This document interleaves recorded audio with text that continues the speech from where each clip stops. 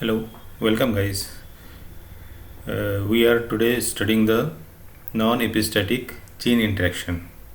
This is different from the Mendelian diabetes ratio, but showing the same ratio as like that of Mendelian diabetes ratio. This is different in some case. In such case, in a certain cases, if two pairs of genes exhibiting full dominance determine the same phenotype. In that, two pairs of genes are required and their full dominance will be observed when the dominant genes of one gene is present in both partner. One is when one dominant gene is present with the homologous recessive allele of other locus, the dominant allele of each of the two genes produces the separate forms of character, means phenotype.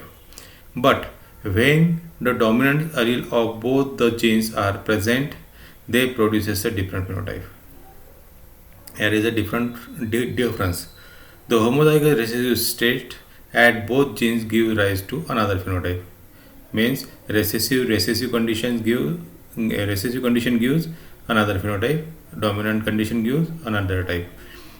As two genes are assorted independently, they produces the new phenotype and F2 phenotypic ratio remains unaltered. Here, unaltered phenotypic ratio, that is the same as that of Mendelian diabetes ratio. Example, we are studying here the comb pattern in foal, means hens. The classical case of genetic interaction of two genes is discovered by the Batson and Punnett in 1905 to 1908 in foals. There are many different breeds of domestic chicken. Each breed possesses a characteristic types of comb. Means comb color means their head bearing the special type of leathery patterns.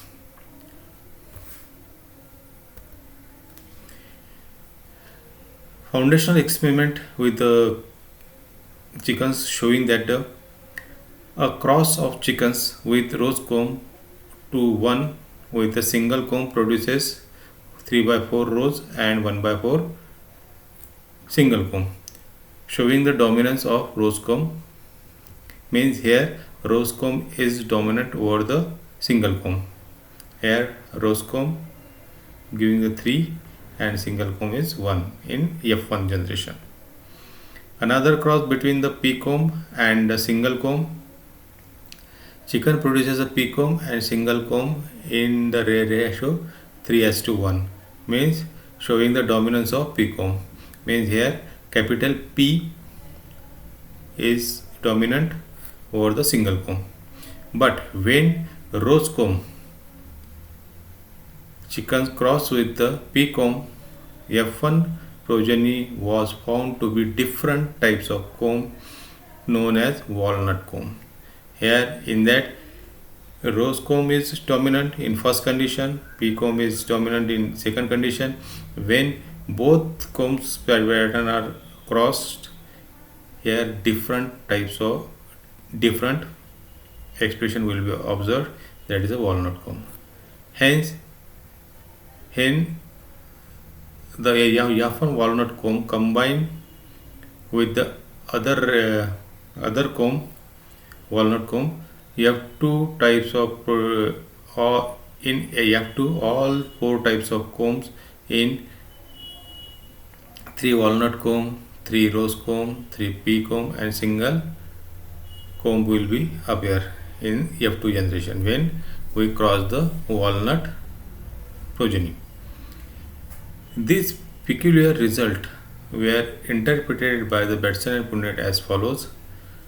Rose comb is caused by the combination of homozygous recessive P genes and homozygous or heterozygous dominant RR or capital R small r.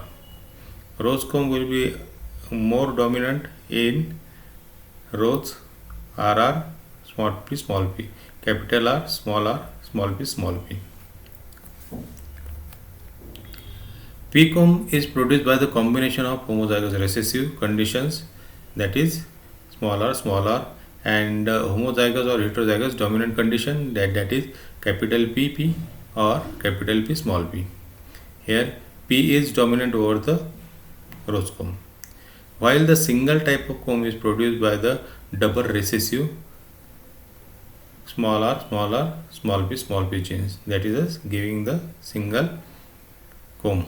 Thus, R gene determine the shape of rose comb and P determine the shape of P comb, but both the genes happens to be come together in a single individual due to the cross between the rose and P comb chickens. They interact to produce the walnut comb in F1 generation. In the cross of two walnut chickens, two genes interact variously to produce four types of offspring in F2 generation. During the inheritance of a comb in fold, the genes themselves do not determine the development of characteristics and simply modify the character determined by the basic genes and therefore non-epistatic genes. Okay, here is the non-epistasis. Here are the pictures: rose comb, pea comb, single comb, and walnut comb.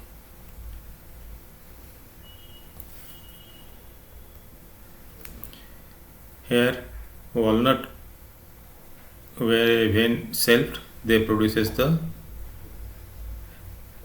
chickens in 9:2, 3:2, 3:1 ratio.